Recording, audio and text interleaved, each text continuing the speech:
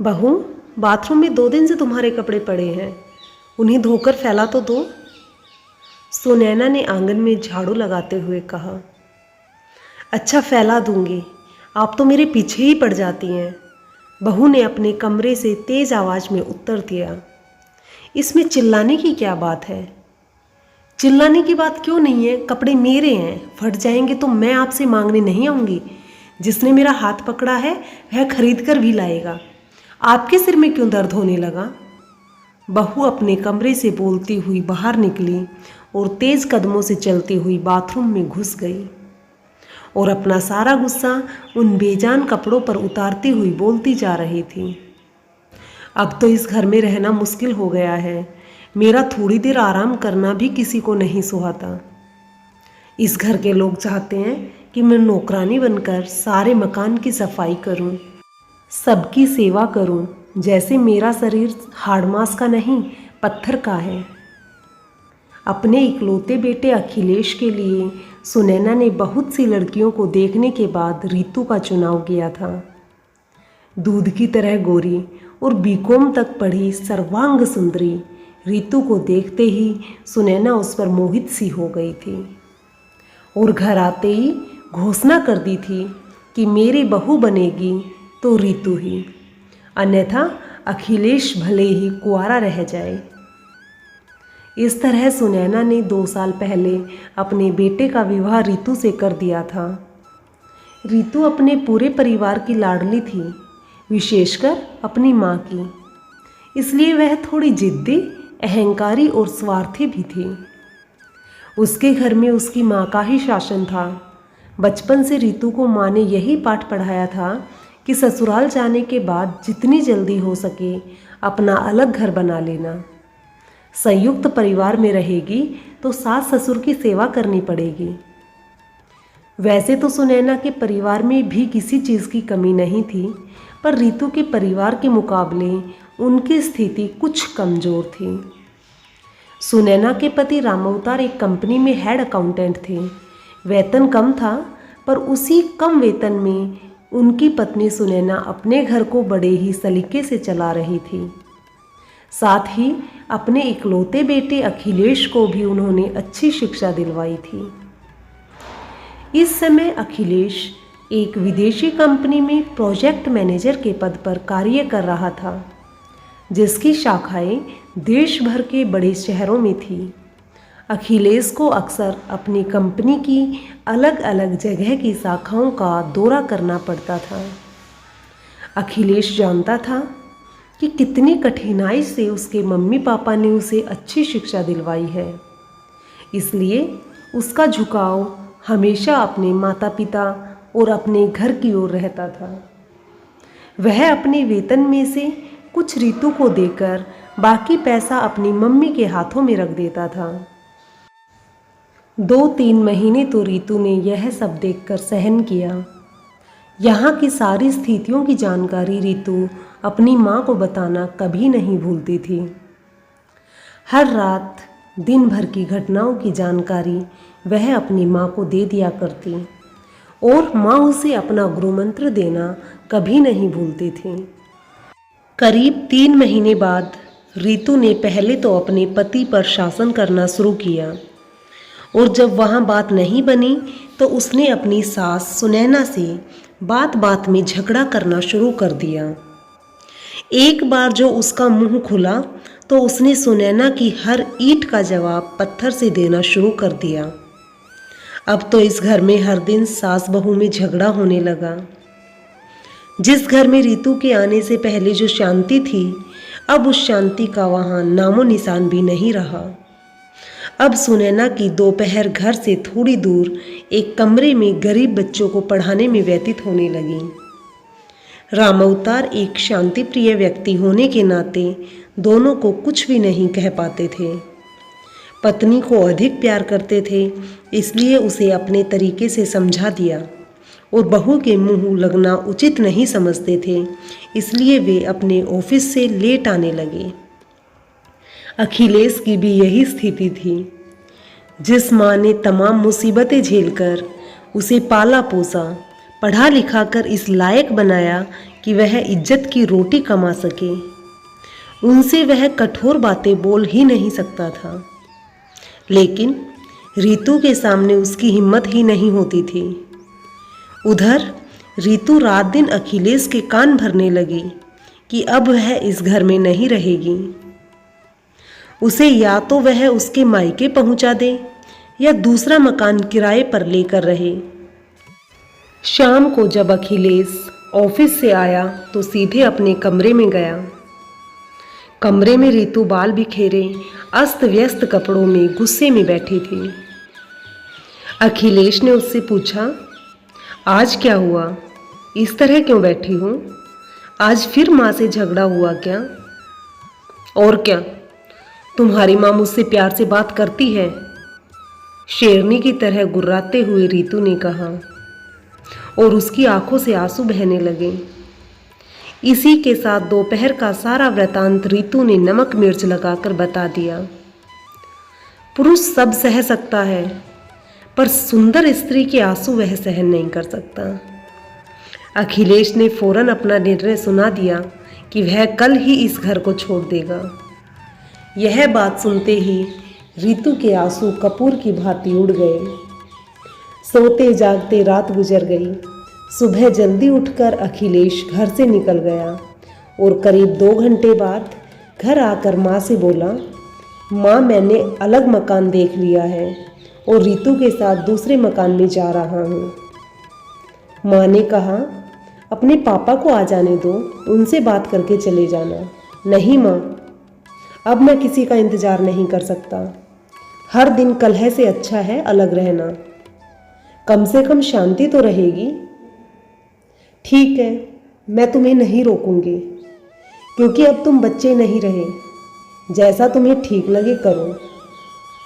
तुम्हें जिस सामान की ज़रूरत हो ले जा सकते हो, और वैसे भी यह सब कुछ तुम्हारा ही है। कांपती हुई आवाज़ में अखिलेश से कहकर सुनैना ड्राइंग रूम में जाकर बैठ गई। उस समय उनकी आंखों में आंसू थे, जिन्हें वे अपने आंचल से बार बार पोंछ रही थी। थोड़ी देर बाद अखिलेश जाकर एक छोटा ट्रक ले आया। साथ में 2 मजदूर भी थे। मजदूरों ने सामान को ट्रक में चढ़ाना शुरू कर दिया। आधे घंटे बाद उसी ट्रक में दोनों पति पत्नी भी बैठकर चले गए। सुनैना की हिम्मत नहीं हुई कि वे बाहर निकलकर उन दोनों को जाते हुए देखें। शाम को जब रामअवतार जी ऑफिस से आए तब उन्हें अपनी पत्नी सुनैना से सारी जानकारी मिली। दुख तो बहुत हुआ, पर हर दिन के झगड़े से अच्छा है दोनों जगह शांति तो रहेगी। यह सोचकर वे चुप रहे। उस रात दोनों पति पत्नी ने खाना नहीं खाया। अखिलेश और रीतू को गए हुए करीब 1 वर्ष हो गया था। ठीक दिवाली के 10 दिन बाद ही दोनों ने घर छोड़ा था। दिवाली का त्यौहार आया तो हर घर में धूमधाम से तैयारी शुरू हो गई। घरों में दीप जलाए जा रहे थे, पर सुनैना और रामअवतार दोनों उदास बैठे अतीत की यादों में खोए रहे। उनमें त्यौहार को लेकर न कोई उत्साह था न कोई उमंग। शाम को सुनैना केवल एक दीपक जलाकर आंगन में रख आई। दिवाली के 2 दिन बाद रामअवतार को ऑफिस भेजकर सुनैना बच्चों को पढ़ाने चली गई, और जब वे शाम को लौट रही थी तो रास्ते में उनकी मुलाकात एक अनजान औरत से हो गई, जो उन्हें जानती थी पर सुनैना उसे नहीं जानती थी। पहले तो उस स्त्री ने सुनैना को नमस्ते की, फिर बताया कि रीतू व अखिलेश उसके मकान के पास ही रहते हैं। आज रीतू की तबीयत ज़्यादा खराब थी और उसे उसके मकान मालिक ऑटो रिक्शा से अस्पताल ले गए हैं, क्योंकि अखिलेश यहाँ है नहीं और रीतू की डिलीवरी होने वाली है। सुनैना ने जब उस औरत से यह पूछा कि रीतू के मकान मालिक उसे लेकर किस अस्पताल में गए हैं, तो उसने वर्मा नर्सिंग होम का नाम बता दिया। सुनैना जल्दी से घर आई और एक थैले में कुछ आवश्यक सामान रखा। अलमारी में जो पैसा रखा था उसे लिया और घर को ताला लगाकर ऑटो से वर्मा नर्सिंग होम चली गई। वहां जाकर जब रीतु के बारे में पता किया तो पता चला कि बच्चा नॉर्मल नहीं हो सकता। इसलिए डॉक्टर रीतु को ऑपरेशन थिएटर में ले गए हैं। तभी एक नर्स ने आकर आवाज़ लगाई कि रीतु के साथ कौन है। डॉक्टर एक फॉर्म पर साइन करने और ऑपरेशन फीस जमा करने के लिए बुला रहे हैं। सुनैना नर्स से जब रीतु के बारे में पूछ रही थी तब वहीं पर रीतु के मकान मालिक भी खड़े थे। वे समझ गए कि यह स्त्री शायद अखिलेश की माँ है, तभी इतनी बेचैनी से पूछ रही है। उन्होंने हाथ जोड़कर सुनैना को नमस्ते किया और फिर सारी बातें उन्हें बता दी। सुनैना ने भी उन्हें बता दिया कि रीतु उनकी बहू है। सुनैना उस नर्स के साथ डॉक्टर के कक्ष में चली गई और डॉक्टर विमला भाटिया को नमस्ते कर उन्हें अपना परिचय दिया कि रीतु उनकी बहू है और वो ऑपरेशन की फीस जमा कराने आई है। पहले तो डॉक्टर ने उनसे एक फॉर्म पर हस्ताक्षर करवाए और फिर ऑपरेशन के लिए 25,000 रुपये जमा कराने को कहा। डॉक्टर साहब, अभी तो आप 10,000 रुपये जमा कर लें, बाकी पैसा मैं अपने पति से फ़ोन करके मंगवा लेती हूँ जब तक आप उसका ऑपरेशन करें। मुझे किसी भी हालत में जच्चा व बच्चा दोनों ही स्वस्थ चाहिए। ज़्यादा घबराने की ज़रूरत नहीं है, सब ठीक होगा। हाँ, आप यह पैसा काउंटर पर जाकर जमा कर दें और रसीद प्राप्त कर लें। वहीं से आप अपने पति को फ़ोन भी कर देना। डॉक्टर के पास से आकर सुनैना ने काउंटर पर जाकर पैसा जमा कर दिया और रसीद लेकर वहीं से राम अवतार जी को फ़ोन करके सारी बातें बता दी। साथ ही यह भी कह दिया कि जल्दी से 15,000 रुपये लेकर वर्मा नर्सिंग होम में आ जाएं। करीब 1.5 घंटे बाद राम अवतार जी वहाँ पर पैसा लेकर पहुँच गए, लेकिन रीतु के मम्मी पापा अभी तक नहीं आए थे। वे ऑपरेशन रूम के पास एक बेंच पर सुनैना के साथ बैठकर इंतजार करने लगे। थोड़ी देर बाद एक नर्स सुनैना के पास आकर पूछने लगी कि रीतु के साथ कौन आया है। सुनैना ने कहा, मैं हूँ। बधाई हो, लड़की हुई है, नर्स ने कहा। बच्ची और उसकी माँ दोनों स्वस्थ हैं। फिर थोड़ी देर बाद एक नर्स ने लड़की को लाकर सुनैना को दिखाया, जिसे बड़े प्यार से उन्होंने पहले तो देखा, फिर उसका माथा चूम अपने पति से कुछ इशारा किया। राम अवतार जी ने 500 रुपये का नोट निकालकर नर्स को देते हुए कहा कि यह मेरी तरफ से आप सब लोगों को मिठाई खाने के लिए है। थोड़ी देर बाद रीतु को एक स्ट्रेचर पर लिटाकर वार्ड में लाया गया। उस समय वह बेहोश थी। वार्ड में एक बिस्तर पर लिटाकर उसके पास के पालने में बच्ची को भी लिटा दिया गया। सुनैना वहीं एक बेंच पर बैठकर कभी बच्चे को तो कभी रीतु को देखती रही और पति को घर भेज दिया। करीब 4.5 घंटे बाद रीतु को होश आया। उसने आंखें खोली तो देखा उसकी सास सुनैना उसके पास बैठी है और उसकी गोद में एक बच्चा है।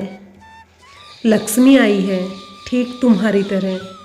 तुम भी शायद जब पैदा हुई होगी तो ऐसी ही होगी, सुनैना ने मुस्कुराते हुए कहा और रीतु के माथे पर हाथ फेरने लगी। रीतु को बड़ा अच्छा लग रहा था। तभी उसके मकान मालिक भी वहाँ आ गए और बोले, रीतु, जब तुझे लेकर यहाँ आ रहा था तब मेरी पत्नी की तुम्हारी मम्मी से बातें हुई थी और उन्होंने कहा था कि वे जल्द ही अस्पताल पहुँच रही है, पर अभी तक न खुद आई और न तुम्हारे पापा आए हैं। शाम हो गई थी, अभी तक सुनैना ने कुछ नहीं खाया था, बल्कि चाय तक भी नहीं पी थी। रात भर वह बेड के पास स्टूल पर बैठी कभी रीतु का सिर दबाती तो कभी बच्ची के रोने पर उसे उठाकर घुमाती। इस तरह जिम्मेदारी को ढोते उनकी रात आंखों आंखों में कट गई। सुबह राम अवतार थर्मस में चाय लेकर आए और दोनों को कपों में डालकर चाय दी। फिर पत्नी की ओर देखते हुए कहा, तुम अब घर जाओ, मैं यहाँ बैठता हूँ। कल से तुमने खाना भी नहीं खाया है। तुम्हारा खाना किचन में कल से जो का त्यों बना हुआ रखा है। घर जाओ और रीतू के लिए खिचड़ी बनाकर लेती आना, जब तक मैं यहाँ पर बैठता हूँ।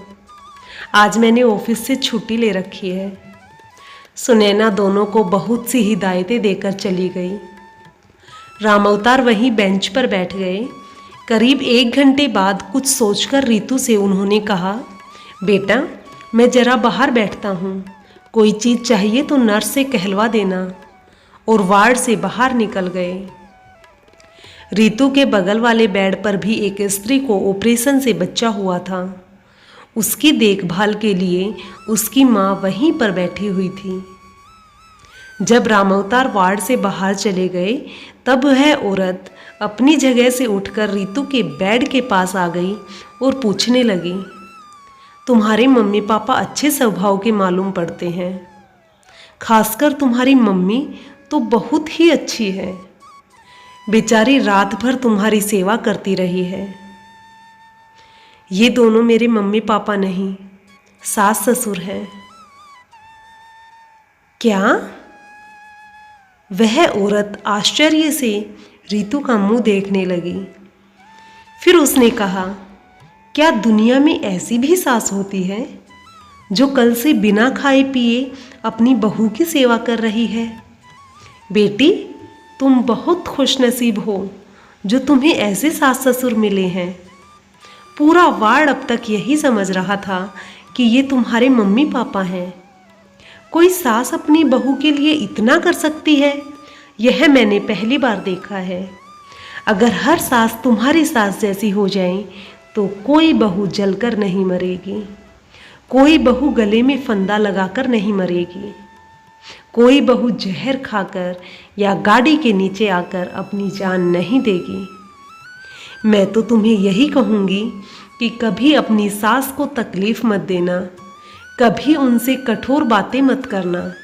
और बेटी सच्चे मन से उनकी बुढ़ापे में सेवा करोगी तो इस बुढ़िया की आत्मा तुम्हें आशीर्वाद ही देगी।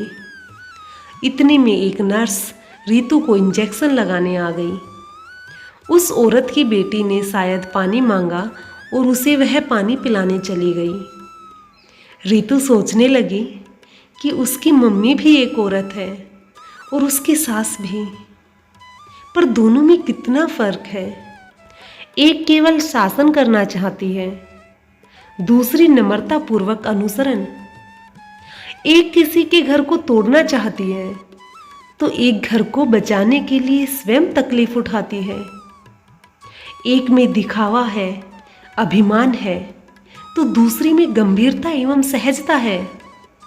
पहली नारी है इसलिए सम्माननीय है, दूसरी सम्मान के साथ साथ श्रद्धा व प्रेम की पात्र भी है। एक केवल जननी है तो दूसरी माँ।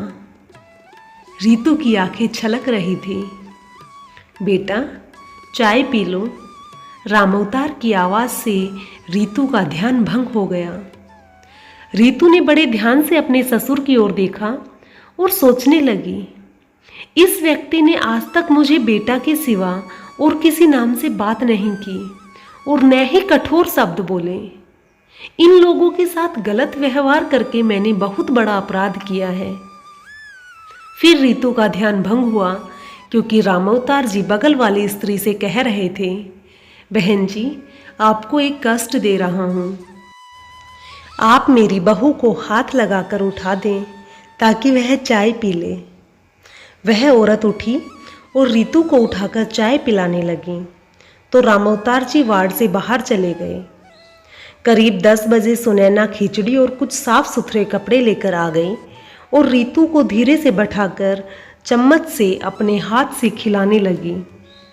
आज उसे यह खिचड़ी मोहन भोग के समान लग रही थी। शाम को करीब 4 बजे रीतू के पापा गिरधारी प्रसाद और उसकी मम्मी रजनी ने एक साथ वार्ड में प्रवेश किया। उस समय सास सुनैना रीतू के बालों में कंघी कर रही थी। बेड की दूसरी तरफ एक खाली बेंच पर भी दोनों बैठ गए। दोनों को यहाँ आना ऐसा लग रहा था कि जैसे किसी पार्टी में आए हों। गिरधारी प्रसाद बार बार अपनी टाई को ठीक कर रहे थे और रजनी का तो कहना ही क्या था। दोनों के कपड़ों से महंगे परफ्यूम की खुशबू आ रही थी। पूरा जच्चा बच्चा वार्ड उस खुशबू से महक रहा था। दोनों ने औपचारिकतावश हाथ जोड़कर सुनैना को नमस्कार किया, पर फिर उनसे कोई बात नहीं की। एक थैले में कुछ सामान रखकर सुनैना ने उठते हुए कहा, रितु, जितना मुझसे बन सका मैंने कर दिया। अब तुम्हारे मम्मी पापा आ गए हैं, अब मैं अपने घर जा रही हूँ। तुम भी 1 सप्ताह बाद अपना टाका कटवाकर अपने घर चली जाओगी। और हाँ, आज तक की दवाइयों का और अस्पताल के बिल का भुगतान मैंने कर दिया है, जिसकी सारी रसीदें तुम्हारे तकिए के नीचे रखी हैं। अखिलेश आएगा तो उसे मेरा आशीर्वाद कह देना। इतना कहकर चलने के लिए जैसे ही उन्होंने कदम बढ़ाया, अचानक लगा कि उनका आंचल कहीं फंस गया है। उन्होंने पीछे मुड़कर देखा तो रितु उनका आंचल पकड़े हुए है और डबडबाई आंखों से उन्हें ही देखे जा रही है। सुनैना ने आंचल छुड़ाने का प्रयास किया तो रितु धीरे से बोली, मम्मी, क्या अपनी इस मूर्ख बेटी को माफ़ नहीं करोगी? सुनैना ने झट से रितु का सिर अपनी छाती से लगा लिया और उस समय उनकी भी आंखें छलछला उठी। उन्होंने उसके माथे को सहलाते हुए कहा, पगली, कहीं माँ भी अपनी बेटी से नाराज होती है? स्वयं को मूर्ख क्यों कहती है? अरे, सैकड़ों लड़कियों में से चुनकर तुझे मैं अपने घर लाई थी, तो तू मूर्ख कैसे हो गई? तू मेरी बहू नहीं बेटी है, और बेटी ही तुझे समझा है। सुनैना रोती जा रही थी और कहती जा रही थी, ज़्यादा नहीं रोते बेटा, अभी तुम्हारा शरीर कमज़ोर है, टाके कच्चे हैं। रोने से उन पर जोर पड़ता है और टूटने का भय रहता है। यह कहते हुए वे अपने आंचल से उसके आंसुओं को पोंछने लगी। अचानक सुनैना का ध्यान दूसरी तरफ बैठे गिरधारी प्रसाद और उनकी पत्नी रजनी की ओर गया, तो वे लोग कब के चले गए थे। शायद रजनी ने सोचा होगा कि यहाँ अब उनका कोई काम नहीं, क्योंकि उनकी कोई भी विद्या अब रितु पर असर नहीं करने वाली। 1 सप्ताह बाद रितु के टाके कट चुके थे और उसे अस्पताल से छुट्टी की अनुमति मिल गई थी। अखिलेश भी टूर से वापस आ गया। जब वह अपने कमरे पर गया तो उसे वहाँ सारी बातों की जानकारी मिल गई। वह अपना सामान कमरे में रखकर सीधे ही अस्पताल चला गया। माँ को रितु के पास देखकर पहले तो गलानी से अखिलेश के पाँव ही आगे नहीं बढ़ पा रहे थे, लेकिन जब उसने रितु और अपनी मम्मी को मुस्कुराते हुए देखा तो मम्मी के पास जाकर उनके चरण छूकर प्रणाम किया। अस्पताल से जिस दिन रितु को छुट्टी मिली, उसने स्पष्ट कह दिया कि वह अब किराए के मकान में न जाकर मम्मी के साथ सीधे अपने घर जाएगी। इसलिए उसे लेकर सुनैना घर आ गई थी।